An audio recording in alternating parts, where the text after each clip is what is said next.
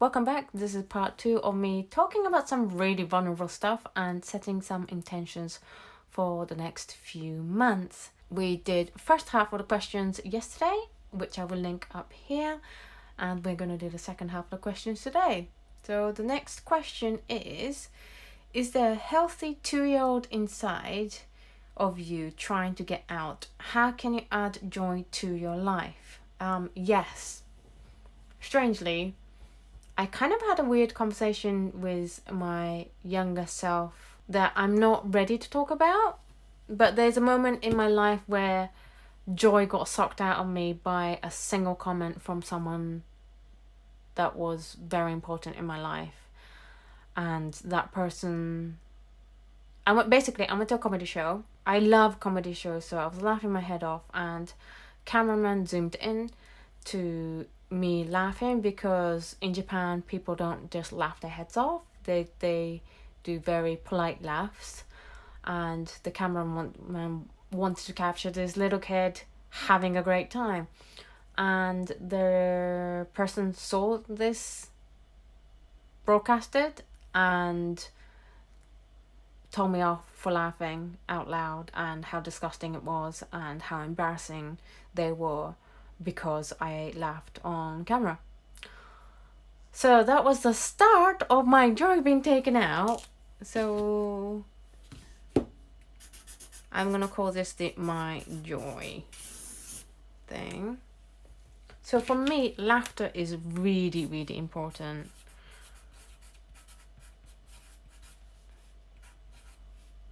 Out loud belly laugh. And I think that's why I'm so attached to Edinburgh, because Edinburgh, we have a month-long comedy festival that is happening. I'm recording this on the 31st of July. It's going to start from tomorrow, and I'm really, really excited because all my favorite comedians are coming. Comedy is really important to me, and this comes at a great time because it's the Comedy Fringe Festival happening. So I can pack a lot of this in the coming months. Another joy for me is yarn, and is it textile or colorful? So I get a lot of joy out of yarn and anything to do with yarn, whether that's knitting or crochet or even watching other people do tapestry.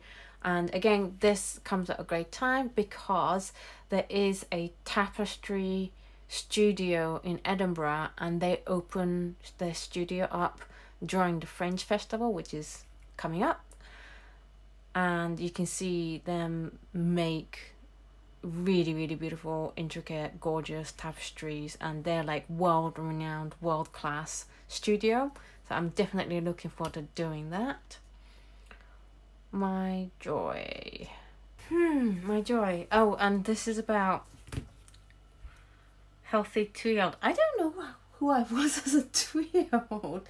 Does anyone know who they were as a 2-year-old? Adding joy to my life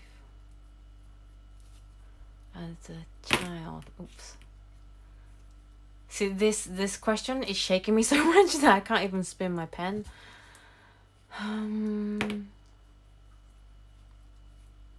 Oh, this question is really hard. You guys give this question a go. Is there a healthy 2-year-old inside of you trying to get out? How can you add joy to your life? So this is about relating back to the younger you, and I find that very hard to do because I went through a very traumatic childhood, and I try to disassociate from that period of my life as much as I can, and just trying to cut that off and trying to be a grown up that's kind of not related to the younger self. So for me to think, what would my 2-year-old self like? Normally the question is 5-year-old. I think that's a lot easier to do than a 2-year-old. I know there's definitely colour.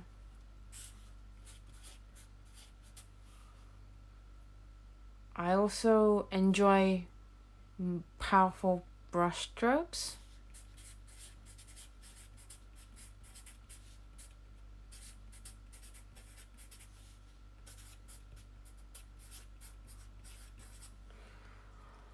What else? Oh, this is hard. I remember loving little squares of origami.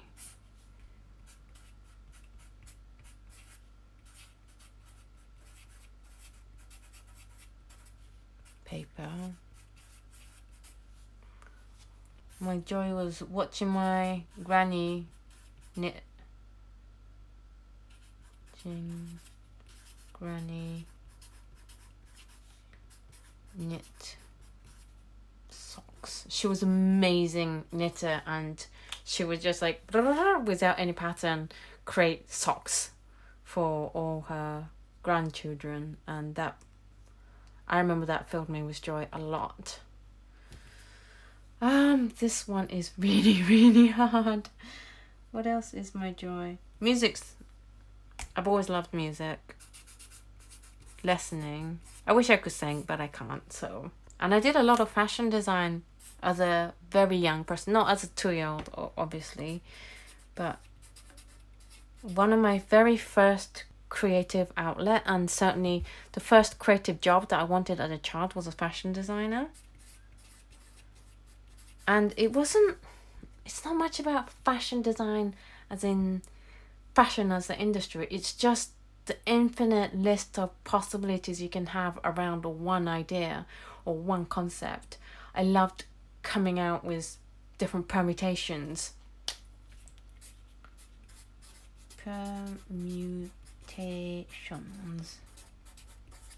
It's definitely the part that I enjoy a lot, is to come up with one concept, and in art you get to try out different ways of doing that same thing, and I really, really enjoy that. So yeah, I think that's a good start to this one. Let's move on to the next question. Next question is, how are you doing with self-love? These questions are so hard. I'm not doing well with self-love at all. Although I am kind of. The hiking has been... Right, let's start this. How are you doing with self-love? I'm very, very bad in general in self-love, and these questions are so hard. Why? Right, hiking. Hiking has been great for me, not only in getting me out, but also because I'm exercising, my body's changing, it's toning up, and that's giving me a lot more confidence and a lot more self-acceptance of my body as it is. And I don't mean I got skinnier so I feel confident. I haven't.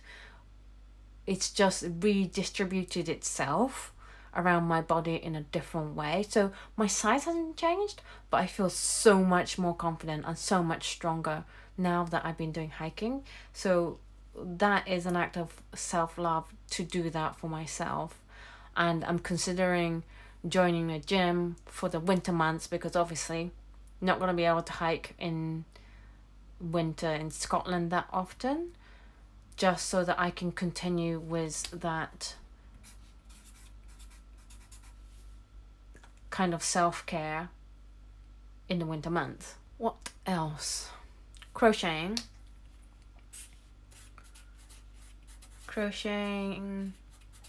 blankets is basically, it's such a fundamental self-care for me that when I don't have a crochet blanket project on the go, my husband starts to get worried, and he's very relieved once I start a crochet blanket project. So that is very, very important to me, to have that as part of my life. Oh my goodness, after I finish this, because these questions has been so hard, I am going to definitely crochet all evening, because these are really hard. The direct answer to how am I doing with self-love is not very well. The more productive one for me is how can I be more self-loving. Definitely cutting out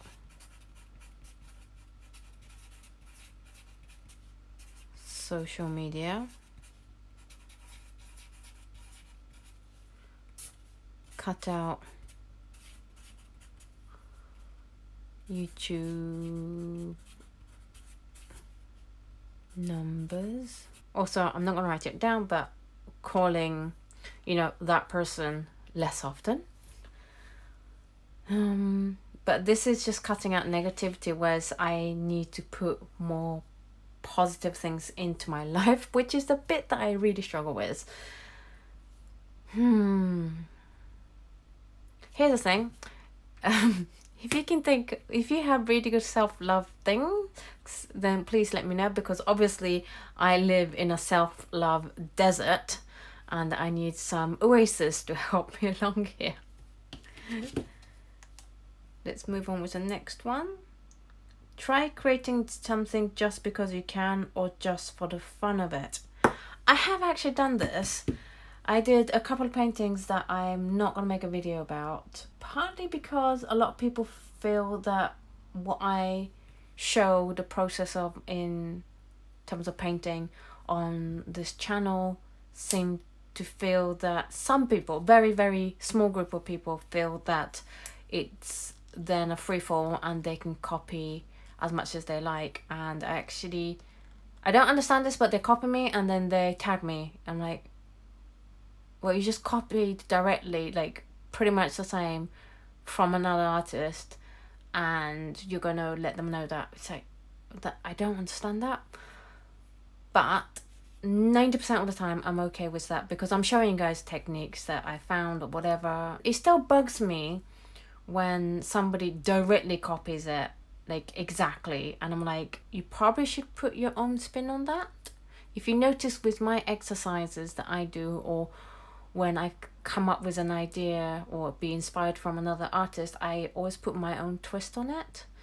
And sometimes I'm not seeing that. And then they put it on social media and then they tag me. And I'm like, you're doing all the wrong things. At least stop doing one of those things. Because if not all, there is a series that I've been very protective of, because I feel that it's something that is close to my heart, and I do feel it's my series, and I'm being a mama bear over this series.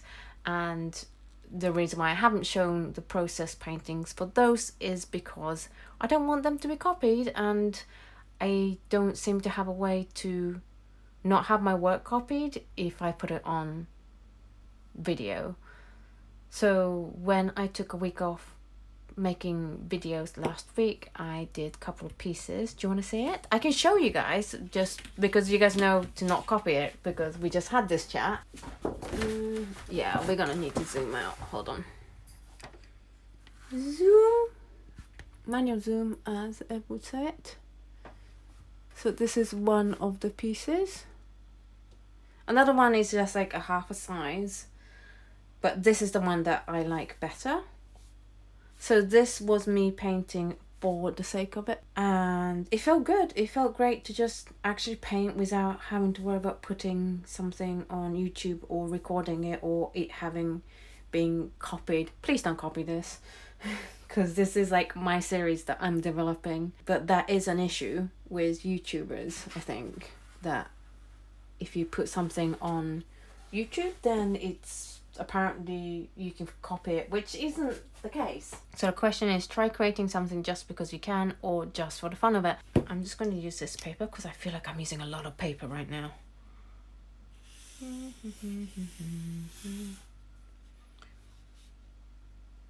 Creating for the fun of it. I don't actually, this is just making me realize that yes, I've done that one thing, but I haven't got a well of other projects that I want to do. I don't know how at the moment to translate what I love about watercolors into paintings. I feel quite disconnected in that process. So I just had to check that it was still recording, because yesterday we lost some footage. Creating for the fun of it. That's hard. Because when I think about creating for the fun of it, my brain's like, yes, but you need to do this for the patrons before the week is up, and then you need to make this video and this video. And I'm like, they are not for the fun of it. I mean, they're great fun to do, but with the question of creating just because you can and for the fun of it, you know, those are obligations that I'm happy to complete, and I get excited about them, but it's not creating for just because I can. I definitely want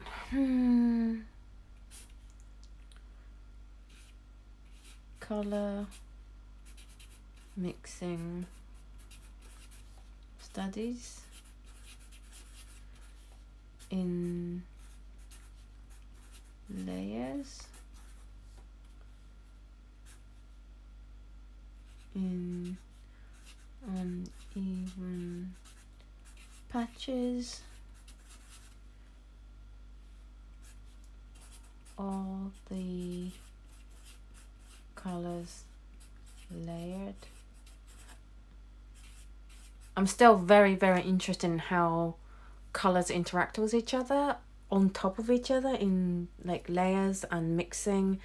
And I've been thinking about what happens if I paint all the colors in a color wheel on top of each other. Obviously it's going to go to a neutral color, but within it there's textures that happen and there's unevenness that happens, and that's really interesting to me. So this is definitely a study that I want to do. Creating for the fun of it is definitely loose landscapes, loose moody landscapes.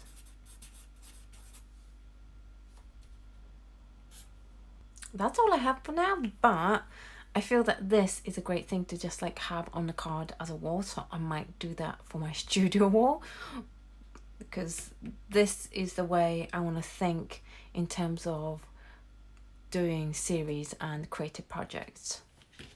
So let's move on to the next question.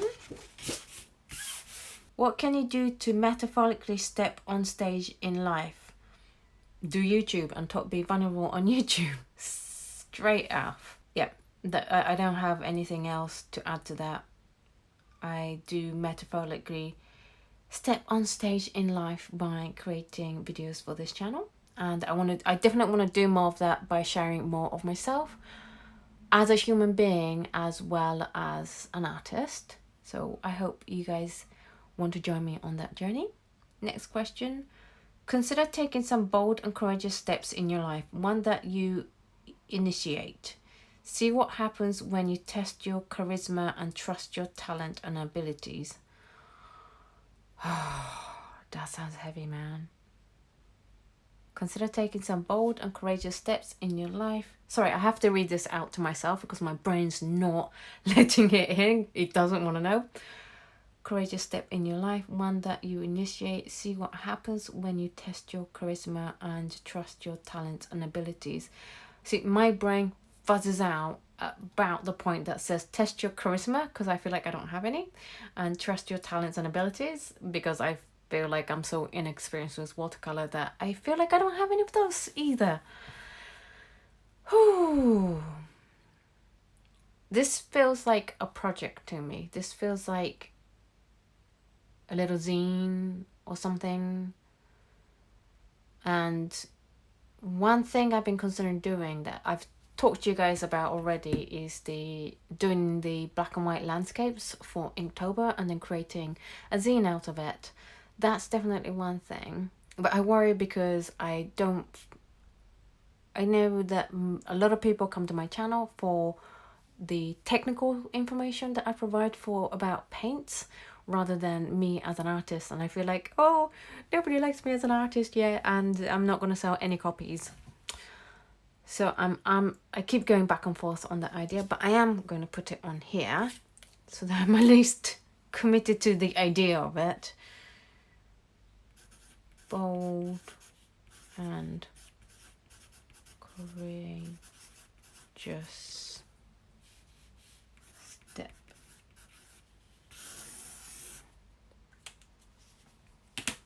So I mean, first is doing Inktober. I really want to do Inktober, that project with my watercolor in lamp black though. So I don't know if that counts as Inktober because it's not technically ink, but it's going for the same visual as an Inktober. I don't know. I know some people stick very strictly to the rules of Inktober and other people don't. As always, I'm probably the one that's not going to stick to many of the rules because I'm not very good at either. I'm not very good at sticking to the rules, or I'm very good at breaking them. And then hopefully a zine. So that's one thing. My big goal for this year is to get 30,000 subs by the end of the year. And that's really scary for me to admit to you guys, because that makes me sound like I'm just in it for the subscriber numbers and view counts, and clearly I'm not, because if I was, I know that there are more popular videos I could make to make that happen. You know, I could do ridiculously silly stunts in town and get more views than, I think I once read, if you want exposure and if you want people to notice your art, then go into the middle of town and paint naked, and then everyone will look at you and everyone will see you and everyone will notice you. And I agree with it, because there's a way of making art that just gets the attention, and then there's a way of making art that's, to me, more authentic, genuine, and more about the art rather than about the artist. I don't know where I'm going with this. This whole thing has been really emotionally digging deep that I don't know where I'm going with my sentences anymore. So I'm really sorry if this is hard to follow. But it's also very important to me that I make this video and share with you guys, because that is the big, bold, courageous step that I want to take. So, share myself as I am __. Also, large landscapes. What else? What bold and courageous moves can I do? Start going to the gym. Honestly, that is a bold and courageous move for me, because I've never been into gym, but I kind of wanted to start looking after myself. My family has a history of heart attacks, and I'm 40 now, and I don't want to be at 60 having the same heart condition as my family members have, and having not tried to do something about it. So yeah, that is a bold and courageous move for me, because that also means going out in public and being around people, which I'm not the best at doing. What else is bold and courageous steps? I don't know what steps I could take with that though. That's a goal. So maybe that doesn't belong here.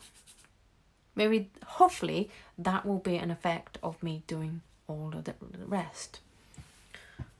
What bold and courageous step could I take? I feel like carrying on with sharing studio blogs.